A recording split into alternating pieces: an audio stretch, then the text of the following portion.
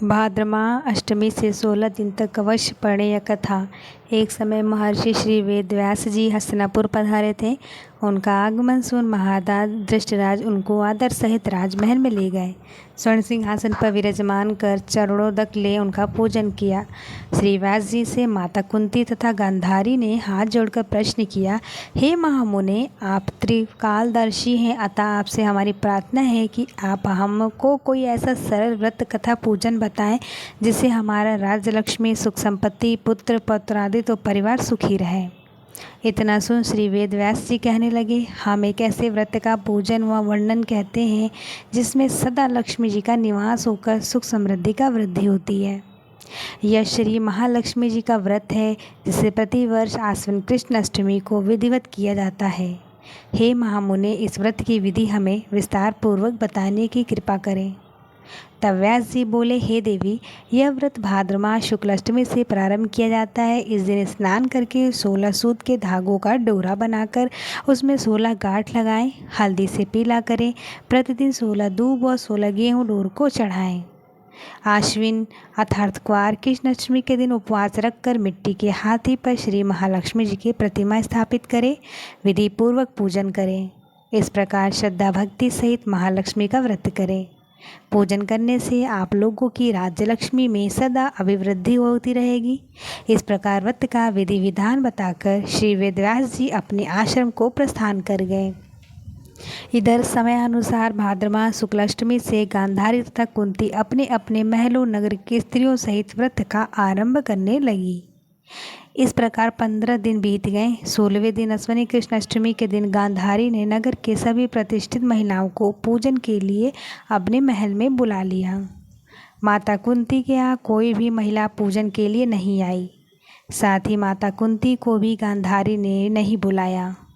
ऐसा करने से माता कुंती ने अपना बड़ा अपमान समझा। उन्होंने पूजन की कोई तैयारी नहीं की एवं उदास होकर बैठ गई।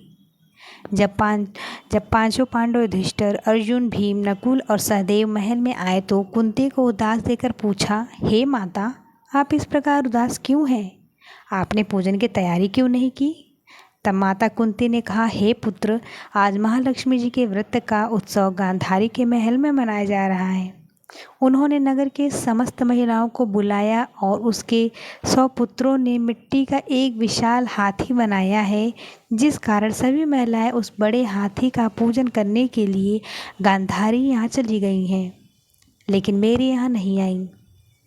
यह सुनकर अर्जुन ने कहा, हे माता, आप पूजन की तैयारी करें और नगर में बुलावा लगा दें कि हमारे यहाँ स्वर्ग के ऐरावत हाथी की पूजन होगी। इधर माता कुंती ने नगर में ढिंढोरा पिटवा दिया और पूजा की विशाल तैयारी होने लगी। उधर अर्जुन ने बाण के द्वारा स्वर्ग से ऐरावत हाथी को बुला लिया। इधर सारे नगर में शोर मच गया कि कुंती के महल में स्वर्ग से इंद्र का ऐरावत हाथी पृथ्वी पर उतरकर पूजा जाएगा। समाचार को सुनकर नगर के सभी नर नारी, बालक एवं वृद्धा की भीड़ एकत्र होने लगी। उधर गांधारी के महल में हलचल मच गई। वहां एकत्र सभी महिलाएं अपनी अपनी थालियां लेकर कुंती के महल की ओर जाने लगी। देखते देखते कुंती का सारा महल ठसाठस भर गया। माता कुंती ने ऐरावत को खड़ा करके हेतु अनेक रंगों के चौक पुरवाकर नवीन रेशमी वस्त्र बिछवा दिए। नगरवासी स्वागत की तैयारी में फूल माला, अबीर, गुलाब, केसर हाथों में लिए पंक्तिबद्ध खड़े थे। जब स्वर्ग से ऐरावत हाथी पृथ्वी पर उतरने लगा तब उसके आभूषणों की ध्वनि गूंजने लगी। ऐरावत के दर्शन होते ही जय जयकार नारे लगने लगे। सायंकाल के समय इंद्र का भेजा हुआ हाथी ऐरावत माता कुंती के भवन के चौक में उतर गया। तब सब नर नारियों ने पुष्पमाला, अबीर, गुलाल, केसर आदि सुगंधित पदार्थ चढ़ाकर उसका स्वागत किया। राज्य पुरोहित द्वारा ऐरावत पर महालक्ष्मी जी की मूर्ति स्थापित करके वेद मंत्रोच्चारण द्वारा पूजन किया गया। नगरवासियों ने भी महालक्ष्मी पूजन किया। फिर अनेक प्रकार के पकवान लेकर ऐरावत को खिलाए और यमुना का जल उसे पिलाया गया।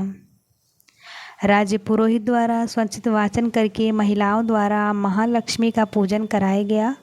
16 गांठों वाले डोरा लक्ष्मी जी को चढ़ाकर अपने अपने हाथों में बांध लिया। ब्राह्मणों को भोजन कराया गया। दक्षिणा के रूप में स्वर्ण आभूषण, वस्त्र आदि दिया गया। तत्पश्चात महिलाओं ने मिलकर मधुर संगीत लहरियों के साथ भजन कीर्तन का संपूर्ण रात्रि महालक्ष्मी व्रत का जागरण किया। दूसरे दिन प्रातः राज्य के पुरोहित द्वारा वेद मंत्रोच्चारण के साथ जलाशय में महालक्ष्मी जी की मूर्ति का विसर्जन किया गया। फिर ऐरावत को विदा करके इंद्रलोक भेज दिया गया।